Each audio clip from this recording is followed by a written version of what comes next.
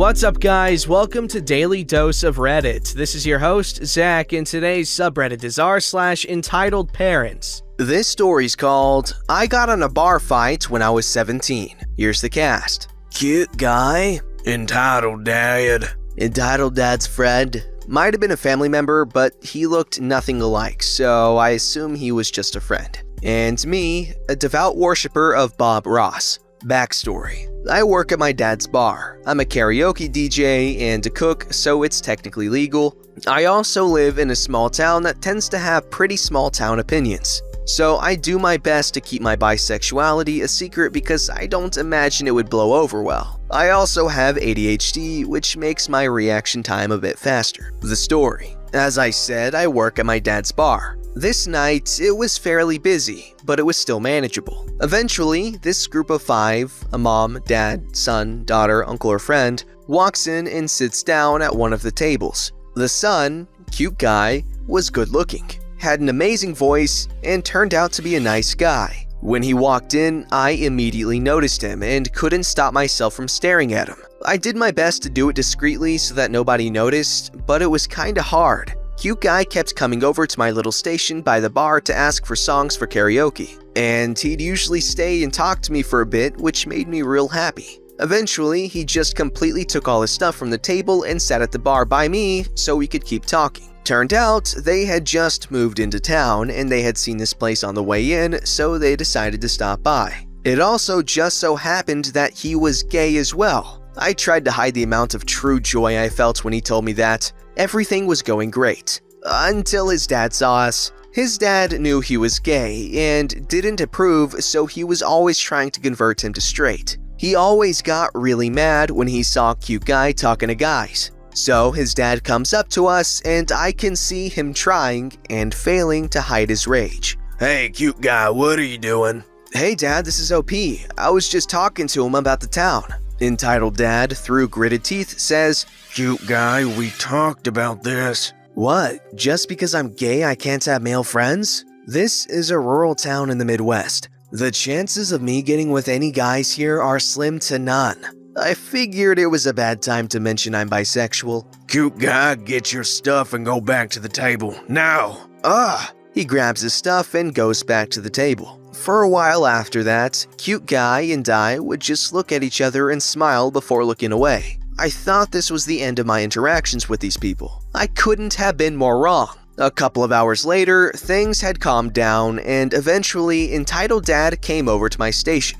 I didn't want to deal with him, but I figured he just wanted to do karaoke and knew the only way to do so was to come talk to me. So I put on my best customer service face and voice. Hello, sir. How can I help you? Stop looking at my son. Doing my best to act like I didn't know what he was talking about. What? I'm trying to fix him and I can't have you encouraging him to be a cigarette. I'm sorry you thought I was staring at your son. I was. But I was just surveying the patrons and making sure everyone was okay. I do this quite commonly. It's a habit from being a lifeguard. I don't care what you were doing. If you look at my son again, we're gonna have a problem. Before I can say anything, he walks back to his table. I'm a little upset about this because it kinda seemed like cute guy and I had some chemistry. Nonetheless, I did my best to avoid looking at him. However, later on, I had to walk past their table and cute guy had his chair back a bit too far and I asked him to scooch in so I could get past. Big mistake.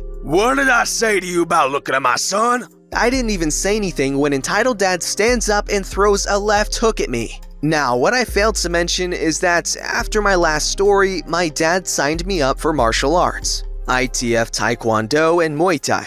So I easily duck under the hook and then grab his hair and slam his face on the table. He's a little dizzy from the impact, so I take advantage of his dizziness by grabbing his collar and throwing him out on the sidewalk. I know this might seem like a bit too much, but my dad told me that if anyone was causing problems, I could deal with it as I see fit. And once again, I thought it was over. And once again, I was wrong. I turn back and I feel a large force hit my chest. It took me by surprise and landed me on my back. At this point, I'm angry. So I stop thinking and let my body take control. I do a kip up and see Entitled Dad's friend standing there. He looked like he had been in a fighting stance, but was now surprised by what had just happened. However, he recovers quickly and brings his hands back up into the sloppiest sparring stance I've ever seen. I chuckled a little because I knew this was going to be easy. Then I brought my hands up and got ready for the fight. He came at me and threw a hook at my head.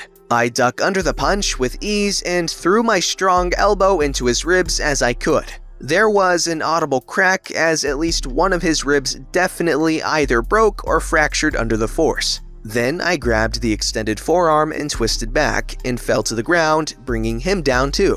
I wrapped my legs around his arm and put him in an armbar. He started trying to get out and I began pushing my hips up. He seems to understand the situation and gives up and just laid there. I was about to tell the bartender to call the police when an officer walks into the door. I let go of the entitled dad's friend and did a back roll off of him before getting on my knees and with my hand behind my head.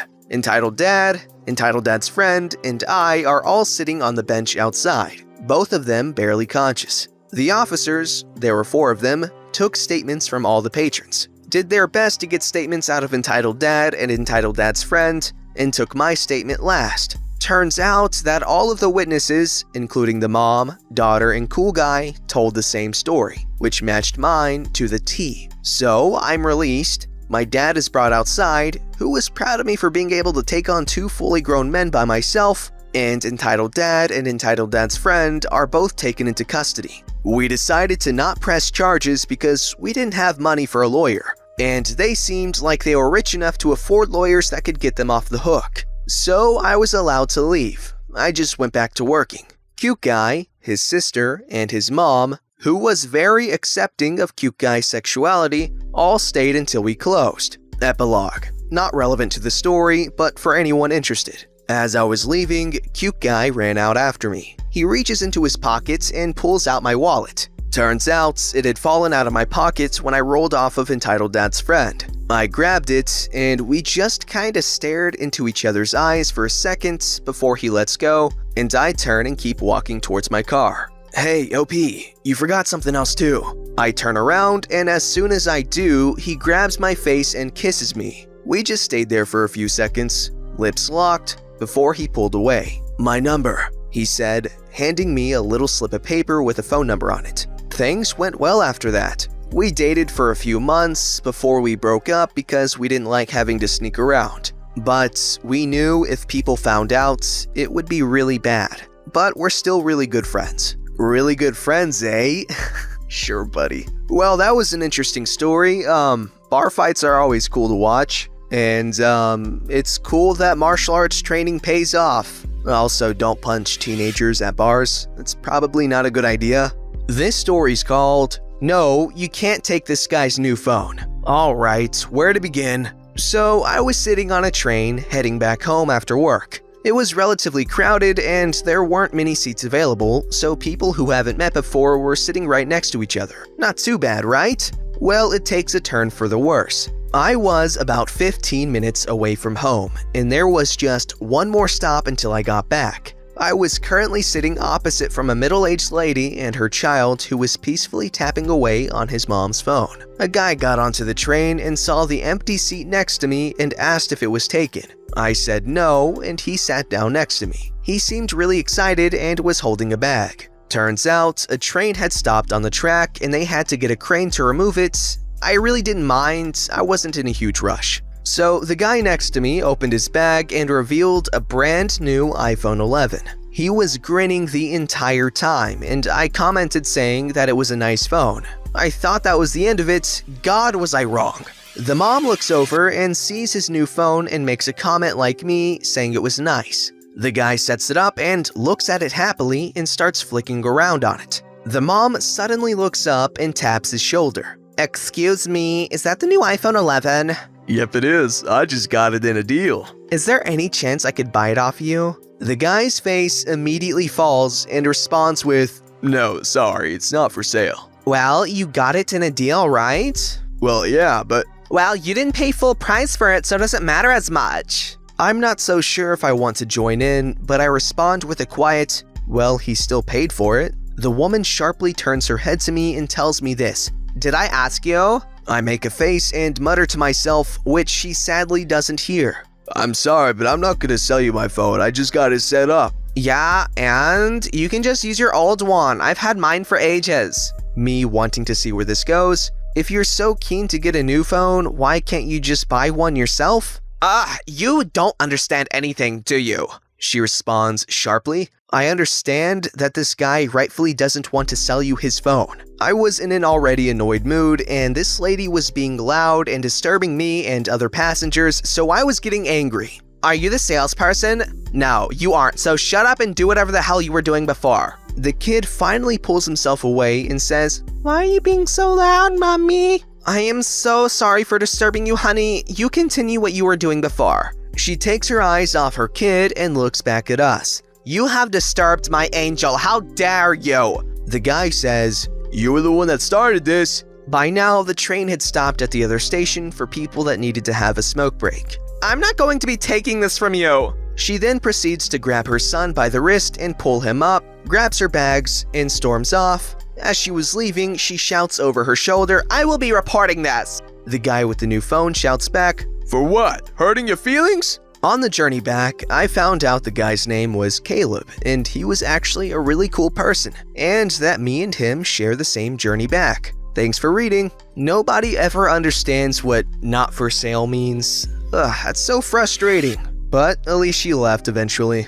This story's called Entitled Mom Makes My Girlfriend Cry on Her First Week on the Job. Backstory. My girlfriend got a job scooping ice cream at an upscale soft-serve ice cream parlor. The job itself was actually fairly terrible. We live in LA and the influencer culture kind of takes precedent over being kind to employees. She doesn't work there anymore. Let's just say this was the final straw. I know, 1 week, but legit guys, this place was a terrible place to work for less than minimum wage. Long story as to why that was actually legal. Also, to keep in format, this is told in first person, but it happened to my girlfriend who is helping me draft it out. Here's the cast. Me, my girlfriend, the narrator of this. Entitled mother, with 4 kids and a silent husband. Entitled dad. Not actually entitled, just there, and probably doesn't want to get in the way of his wife. Nice kid. One of the 5 kids that is actually relevant. Story. Entitled mother enters with children all around her.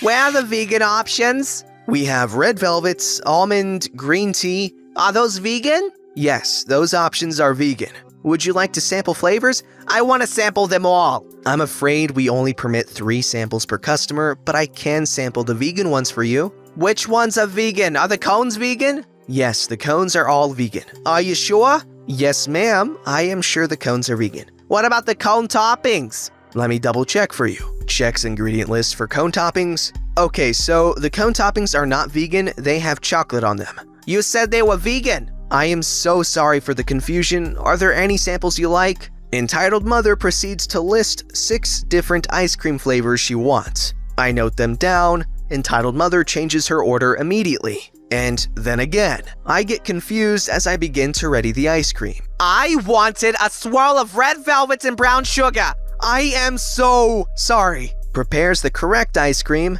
Would you like anything else, ma'am? I want a pie slice. Which one would you like? Is the apple pie vegan? Yes, the apple pie is vegan. Fine! Entitled mother snatches her purchases and storms out with her family without a single please or thank you. Minutes later, she comes back in and talks only to my coworker and demands a different pie slice. Entitled mother sends her young child in to get her a fork for her pie. He turns to me and says, The ice cream was really yummy. Thank you. The next day, my manager talks to me about how my training is not going well. Okay, that's a funny little story. You might be thinking, well, gee, what the hell happened? Why did she cry? Well, let me tell you, in case you don't know. When you work with customers of any kind, any extended interaction with them is exponentially more grating than just, doing anything else on your job. Alright, and usually if you're dealing with a customer for a long time, it's because they're being difficult. So if they are being difficult and they're making you take forever and your interaction's lasting 45 minutes now and they're being jerks, oh my, it's so bad, it's so grating. You just want to die. This story's called Entitled Mother Gives Us a Chair Because She Didn't Want It demands it back after we fix it. This happened when I was about 12 years old, so sorry if the details are a bit blurry. One day, my mother was outside watering the garden when a neighbor shows up dragging an office-type chair outside towards the garbage. My mother asks politely why she's throwing the chair away. The neighbor responds that it was her 15-year-old son's and that he didn't want it anymore because he just bought a better chair. My mother was always good at fixing things, so she asked if she could have it since they don't want it anymore. The neighbor responded, "Well, I was about to throw it away, so sure, why not?" A couple of days later, my mom had fixed it. She changed the material, the chair no longer squeaked, and overall, it looked brand new. My parents were hosting a neighborhood barbecue that day, and she invited the neighbor who gave us the chair. The neighbor went to the bathroom, and when she came back, she told my mother, "Hey, I really like the work you did on the chair we gave you." "Thanks, I always love fixing old things like that." "So, can we have it back?" "Excuse me?" "You heard me. Since we gave it to you, it's still ours, so when can we have it back?" "I don't know what your problem is. You were about to throw it out. I literally asked you and you said I could have it." Entitled mother proceeds to practically throw a temper tantrum, loud enough for the other guests to come see what's going on.